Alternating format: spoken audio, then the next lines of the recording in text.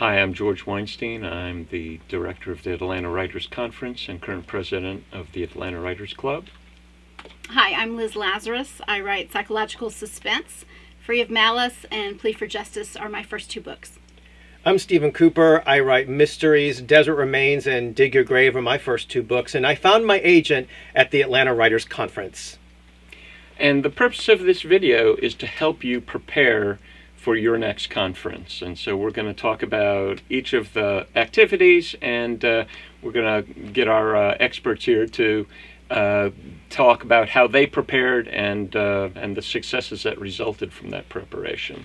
So the first thing I really want to chat with you all about is coming up with your objectives for the conference, because I think there's no point in going to the conference unless you have some objectives in mind, before you go, and that way you know how to prepare, and then you know what you're doing when you get there.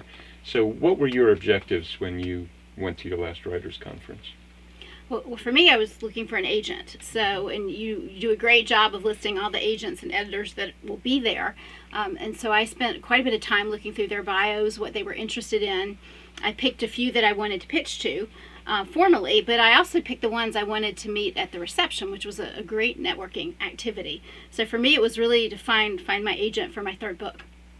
My objective was to find an agent and or editor, anybody who would love the book, right? Yeah. But my first conference, I was really not that prepared for. It was very last minute. I rushed into it, and I think it's commensurate. You get out of it what you put into it. So I didn't get as much out of it because I didn't put as much into it. My second conference, however, I really prepared. I knew what I wanted. I wanted to find an agent and or editor that was as excited about my book as I was. I wanted to see that in their eyes. I wanted someone to feel that my book was resonating. And so how did I do that? Well, that's a whole process, which I'm sure we'll discuss, but I certainly knew going in that this was an opportunity that you don't have every week. Right. You know what? And I'll pick up on that because I think each conference, I've only been to the one, heading to the second one, you look back and you say, oh, I should have done that, because looking back, I probably should have had people critique my query. I had authors do it. I had my editor that I hired do it. But there's really an advantage of taking the time and submitting the manuscript and the query feedback, doing all that upfront work to get that great feedback. I mean, where else can you get that? Yeah, that's why we do it. Yeah. So and that's why we do it twice a year. So if you had a conference experience that wasn't optimal, the next one is right around the corner. So let's talk about how you prepared for your conference. There are a variety of activities. There's the pitches, of course, manuscript critiques, query letter critiques, Q&A panels. There's a workshop, educational workshop. So talk about the things you did to prepare for your conference experience. Well, I looked at what was on the agenda, right? I studied the agenda, and I figured out what did I want to get from each session. So for a Q&A session, I wanted to get A's to my Q's. So I had to come up with some what I thought were good questions that I needed answered, that I kind of maybe had some idea, but I wanted some confirmation that I was on the right track. So I tailored my questions to what I thought would help me progress, right? And then with the manuscript critique, I submitted my pages early for that critique, and I made sure those pages were in as perfect condition as they could be. I shredded them and reshredded them and reshredded them until I felt like they were shining in a way. But also, George sends out an email that shows you and tells you how to prepare. Read the email. I mean, it's really helpful. George knows how this stuff works. And so, I would say that you sort of set people up for success. If they would only read the email. If they would read the email, it's all in there. And I actually printed it out. It was probably 15 pages, but it was worth it because I was like, how do you do this? Because you have everything that's in the program, plus the pieces that I had signed up for. Yeah. And what I really tried to do is balance my research and the agents and editors that I wanted to meet, and then pick which sessions I wanted to go to, because there's great information in just the sessions. Yeah. And I'll tell you, the Q&A panel, there was an agent that I had not pitched. I didn't think she took my genre, and so I just complimented her afterward about how impressed I was with her knowledge. And I said, I'm not in your category. And she said, well, what do you do? And I said, psychological suspense. And she said, oh no, I do that. And we had an impromptu discussion. Oh, nice. Yeah. And so I think you have to balance the things you want to attend and listen and evaluate who you're listening to, and the things where you want to pitch and get feedback. That's perfect. Yeah. So did you do any role playing when you were preparing? You know this because we had lunch, and the hardest person to role play with is George. But if he's willing to do it with you, it's good, because it's thinking about what's your hook, and what questions they might ask you, and all that good stuff. Right.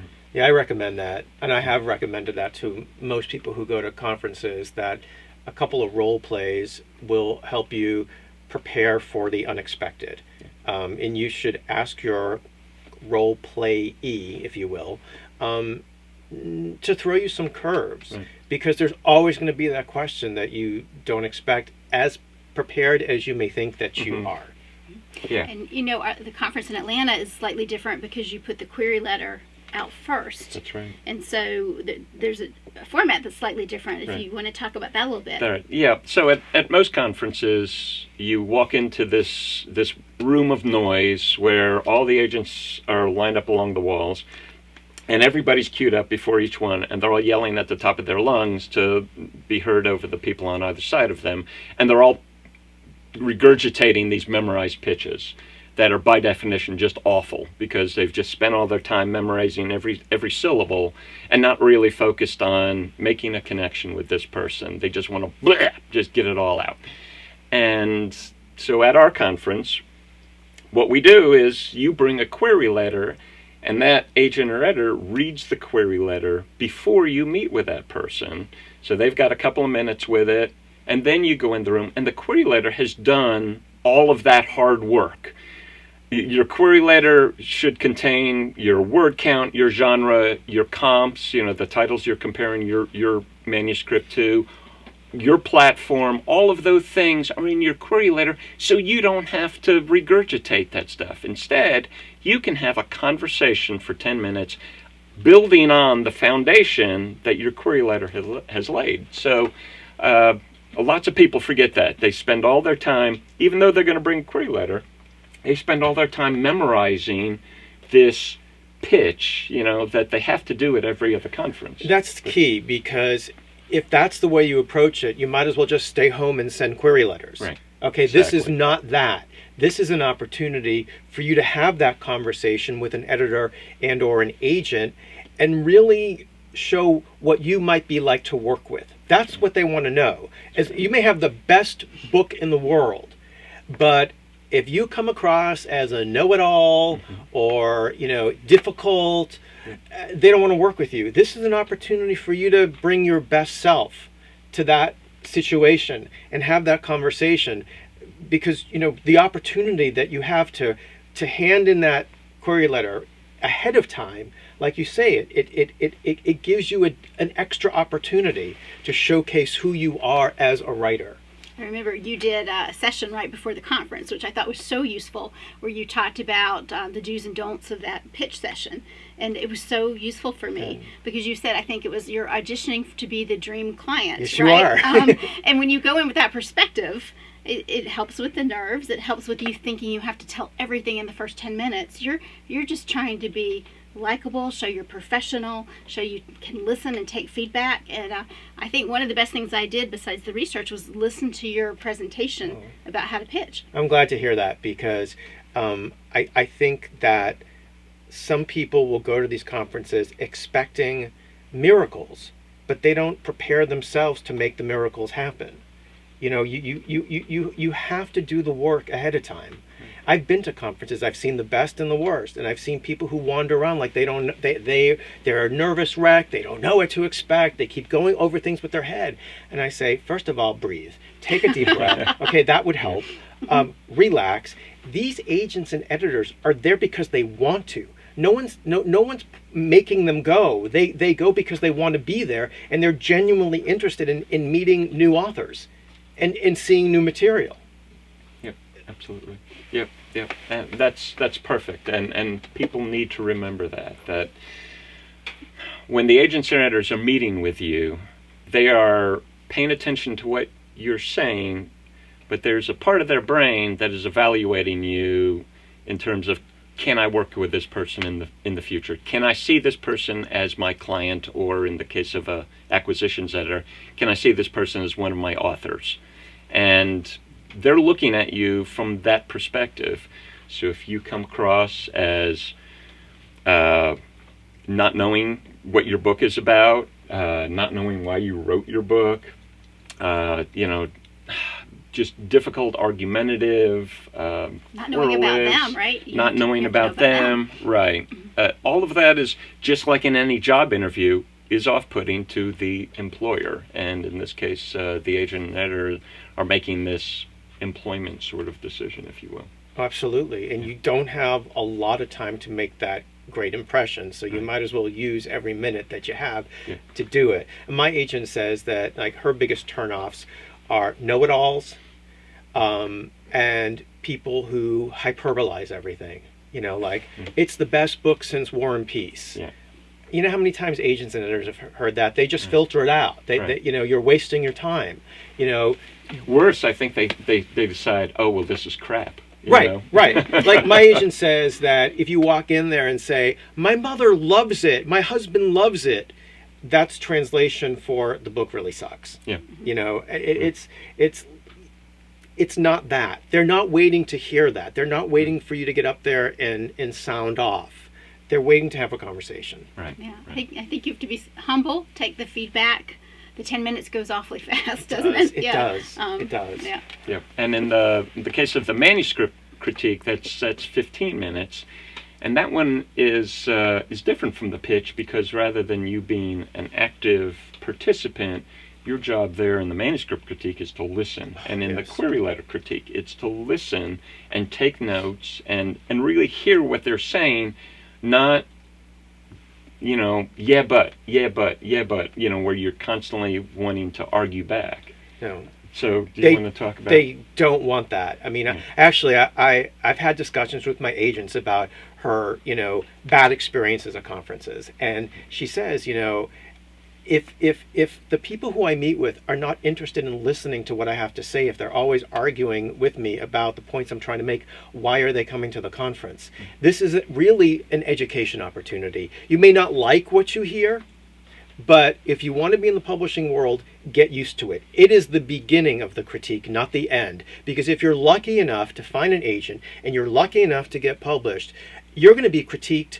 from here on in through the continuum of your career. Your agent might tell you to revise, your editor might tell you to revise 5 times, your copy editor might tell you something doesn't work. So you're not really the authority on your work. You're working with other authorities. Yeah. And we haven't even talked about reader reviews. No, right. Yeah. Well, that's a whole other can of worms. So, George, tell us about how people can take best advantage of the time when they're not in session or not doing pitches, because there's free time, right? So there's some free time. We give you lots of bonus activities, so take advantage of the free talks that are going on. It's free education from experts, people who know. Go to those sessions, but also take the time to get to know the people who are sitting next to you. When you queue up for a manuscript critique and for a pitch, talk to those people, because they probably are writing in the same genre as you write in, and they could be great sources for you later on, as you build your network. If you're looking for a critique partner, if you just want a sounding board, if you want to follow up with somebody and ask what was their experience and compare it to your experience. So I think lots of people, they go to the conference and they don't see anybody else. They're just focused on themselves, and they miss an opportunity to meet great people and maybe make new friends. Yeah, that's a big deal. Yeah. Friend. Aww. Friend. Yeah, it really is about making connections and finding kindred spirits. Yeah. And, I met at that conference where I met my agent. It was another year and a half before my book came out, because I did a revision for her. And then and then she sold it, and then it was another year before the book came out. But there were a couple of people from that conference who came to my book events, my book signings. They were there to support me, and that's a big deal, you know. Yep. Mm-hmm. Yeah. So, It's great to find mentors. These two are further along in the process than me, and it's just so helpful to find people who are a little bit ahead of you in the whole publishing process and can give advice and counsel. So latch on to when you can find a good mentor. So we hope this has been helpful to you. Again, read the email and prepare. Really do your best to prepare, just like you would for a job interview, because in a way that's really what this is. They're just interviewing for their next big client, their next great author. So good luck.